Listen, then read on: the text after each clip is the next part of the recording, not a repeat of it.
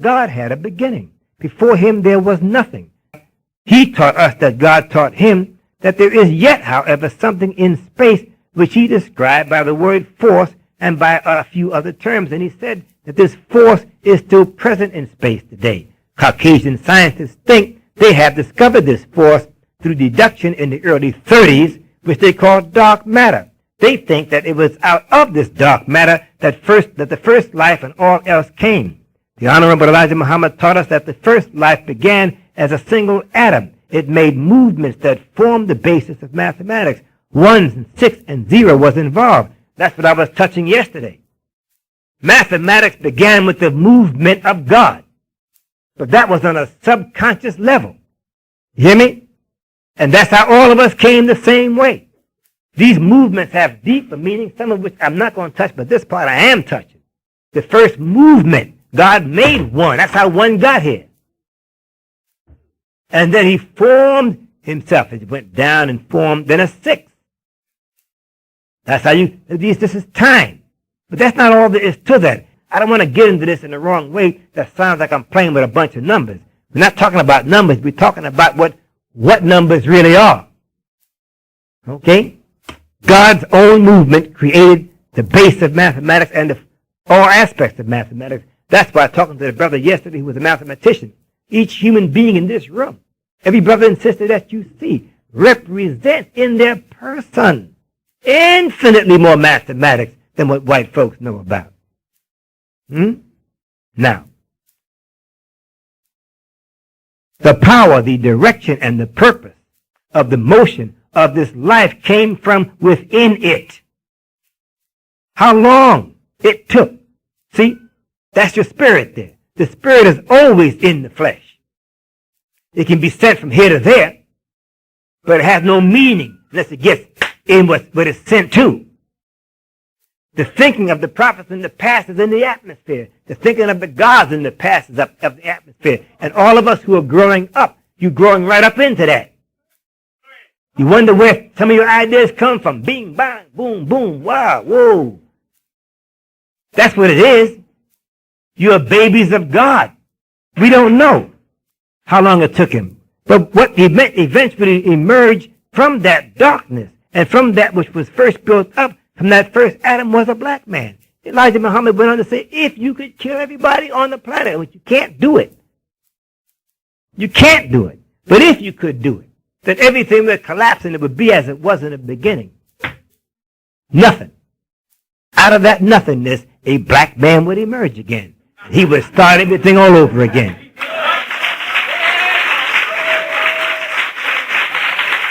Praise be to Allah.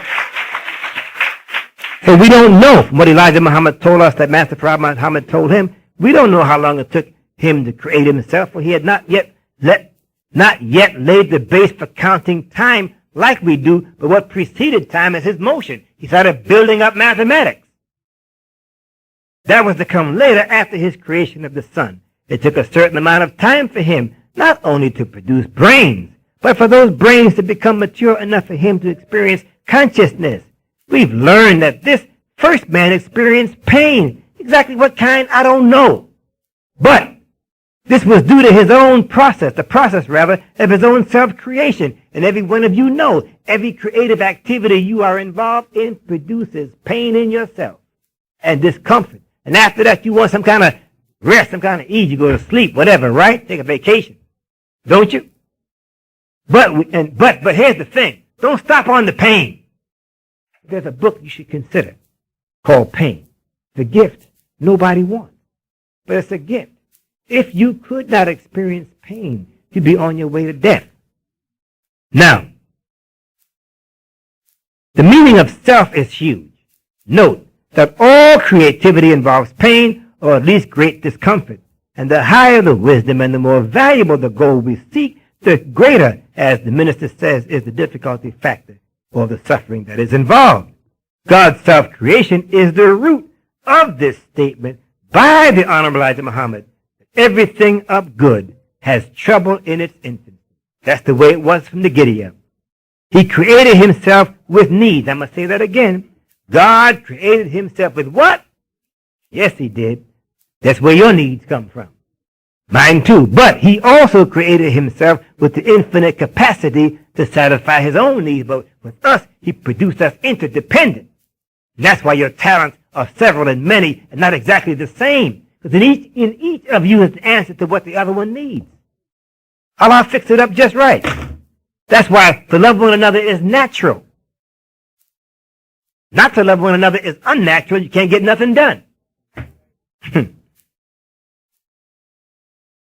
He desired two things, comfort and company, by himself. It's rough creating yourself. He desired change from pain to ease, from discomfort to comfort, and change within himself. He also desired to see another being like himself.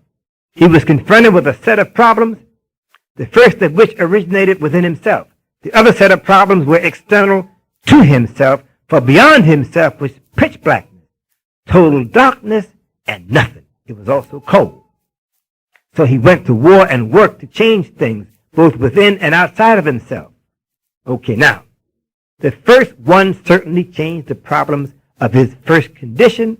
He did it through the power of his mind. Stop worrying. Worrying is destructive thinking. As I said yesterday, you know what worry is, in essence? You imagine the worst possible thing that can happen with the power of your mind. You use the power negatively to conjure up the worst possible thing, and then you react to it like it's real. That's worry. Why not use that same energy to go the other way? Huh? And produce what you want. Now we're into the home stretch of this. The first God studied. What did he study? Himself. There was nothing else for him to study. What motivated his study? Desire. For what? Change for the better. The first study ever made was what? Theological. How could it be other than theological? Why? Because he was God. So God's study of God was, of course, theological and mathematical at that. This study was and is the source of all studies. He thoroughly studied himself in a supreme effort to satisfy his desires, which could only come through the changes which he himself determined. He came to see what was within himself which could resolve both set of internal problems just mentioned. Now, through this process of study, he generated the image of what? Woman. He didn't start worrying. He engaged in constructive thinking. And he formed woman, his second self, from himself in his imagination. He conceptualized, designed, and determined the structure and function of woman. Why? Because she is the resolution of the problem of his discomfort, and she was the means by which other beings could come into existence. This is the root of the pair principle mentioned throughout the Holy Quran. His study was motivated by the highest kind of self-love. She was in it. He loved himself. So he created her out of his love for himself, which was the love of her as she was an essential part of himself. She could not help but love him when she came forth, for it was from his love that he created her. The process and all the steps involved, or all the steps involved, by which he created her was characterized or permeated by this process which was generated by his love. Brothers, this is at the root of marriage. You know why marriage is called a mystery in the Bible? You ever thought about that? It's called a mystery, is it not? But the origin of it we were never told. How can a man reform the nation if he doesn't know women? A man doesn't know what a period is once a month. There's things about women that you can own. In fact, I'll put it like this. There are things about men that women cannot understand except through talk. There's things about women that men cannot understand except through talk. Meaning you must get into each other's spirit. You have to communicate, or you'll never understand the other. Because women are not men and men are not women. Right? Okay. This area over here is the same. I'm not a woman, but I imagine salmon tastes the same to you as to me. Right? Bean soup is bean soup. Coal is coal. Putting your finger in a hot pot, 212 Fahrenheit, is going to burn both fingers the same way, right? Generalizing to make a point. This is important to keep in the back of your mind as we go through this. In those of you who have studied physics, the white people say there are 4 fundamental laws that govern creation, right? The most powerful, they give it a name. I think they call it the strong force. That is what? That's the law by which things hold together. Huh? And you take one hydrogen atom, just one, which you can't see with the eye. If we could take one right now, reach our hands in there, which we can't do it like that, and yank apart the electron from the nucleus, we would have to exert a force superior to the force holding it together. And if we did that, it would kill everybody in this room. And then some. Kill a lot of folks. Now, that's you. You're made up of what? Atoms. Huh? And the strong force is there. White folks call it that. How are you held together? By a law of nature. How ought we to relate to one another on the spiritual side of what you call the strong force, which preceded the strong force called divine love? Got it? White folks don't want black folks loving black folks. Why? Because you generate power. Think on the power now. The power in us. This is at the root of this concept. That because it's what you call fission. Fission is that by which the sun burns. Burns long time. Been up there a long time burning. Fusion, pardon, not fission, fusion. Fission blows apart like the hand grenade. Fission blows apart much more powerful because it involved the separation of the atom. Getting my point? Oh boy, you get down to the nitty-gritty force that holds everything together. All the other laws they say are dependent on that. If the stuff don't hold together, you ain't got nothing. Who started that? The first God. Out of what? An atom. That love was the basis of the natural and heavenly state between the two on down into the trillions of years. Now we're in the fallen state. See, the fallen state is not just 6,000 years ago. Also goes back 66 trillion years ago. You follow me? We have not way back before here. We were some heavy people. Women produced children that put stars in the sky by thinking it into being. That's how we got it up there. We just thought it. That's what the stars, that's the power of positive thinking right there. We were more tender back before then. And the strongest man on this earth, this brother and sister in Africa and over here in America. The brother and sister over here got some juice. Come on now, let's face it. The most powerful people, that's right, this woman, they don't woman to equal this woman over here, man. You know what she's come through? Same thing you came through. Hell. To the bus. There is no such thing as a worse hell than what we've come through. And Master Farad Muhammad in this city told Elijah Muhammad one day, he said there is no punishment that he could put on America to equal the evil they've done to us. None. Now, I mean, people talk about the kingdom of heaven, talk about making a better world. You can't talk about that, man, without getting the male-female thing straight. Do you agree? Now, this first God was aware of his state after his own creation. Then he was wise enough to study and improve his state. Through this intense and thorough study, he generated an increase of his self-knowledge. Then came the exercise of further wisdom to determine the process by which he would create her. Again, this first study was mathematical theology. As a study of the human being, both male and female, reveals mathematics infinitely beyond the mathematics generated by this world's best thinkers. We are also so very blessed today to be given even a little insight into the inner nature of the origin of everything, including God, which gives us his insight into every reality down to the present. The Honorable Elijah Muhammad taught us his life on these other planets. And he compared you sisters to the planets. The man had to go through a training that's beyond anything white folks know about. There's something about the woman that you can bring out of men that which nothing else can bring out, sisters. Even sisters in a messed up state of mind force the man to have to think and exercise control of himself. Yes, he gains mastery of himself in relationship to you, as you do the same thing. Now, I'm not talking about the woman in that respect. I'm talking about the man.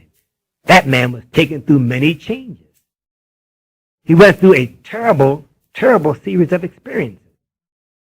But it forced him to look all the way into the core of the self.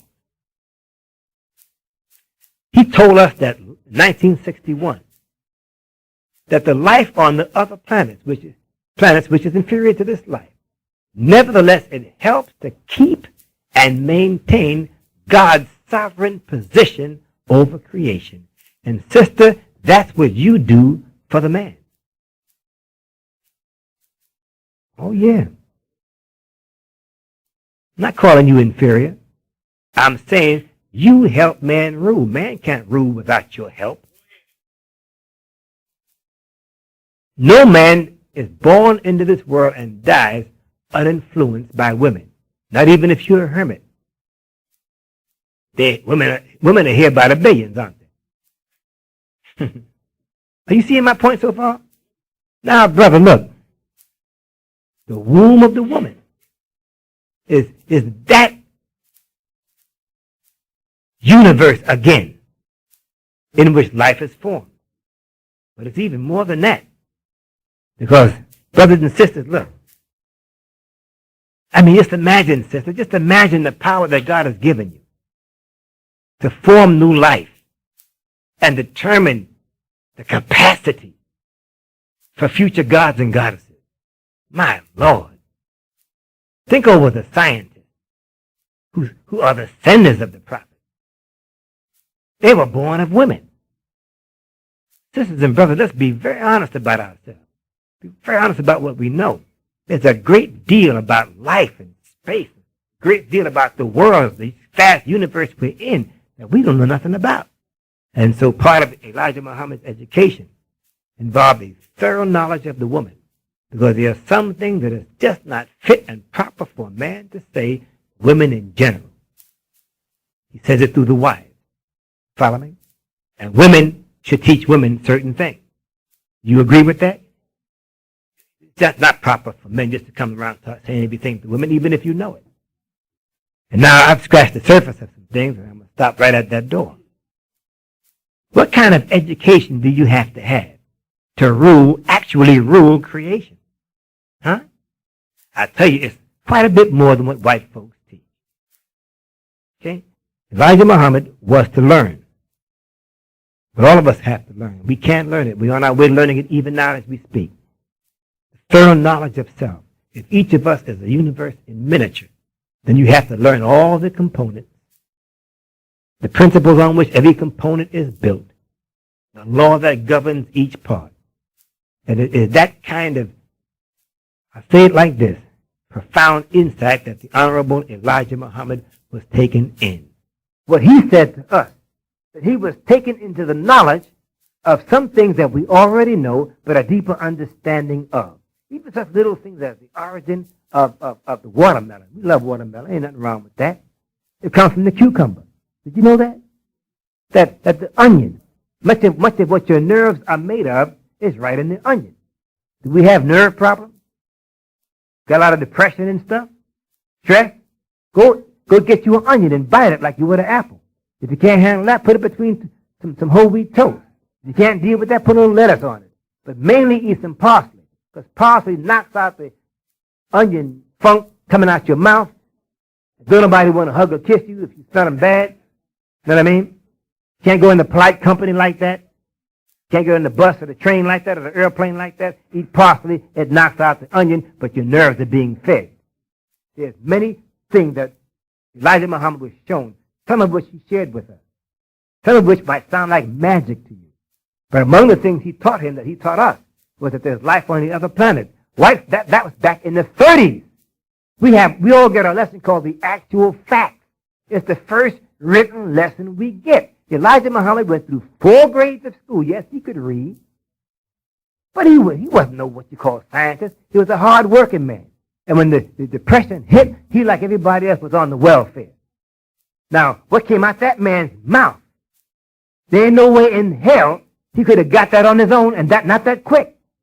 One of the heaviest things you can look at that I got in detail in this book elsewhere is this. When I came in the nation some years ago, one of the things I did was to look in the white man's encyclopedias on his figures. The same figures that we have about the measurements, all those measurements. There's about 20 of them that we're given.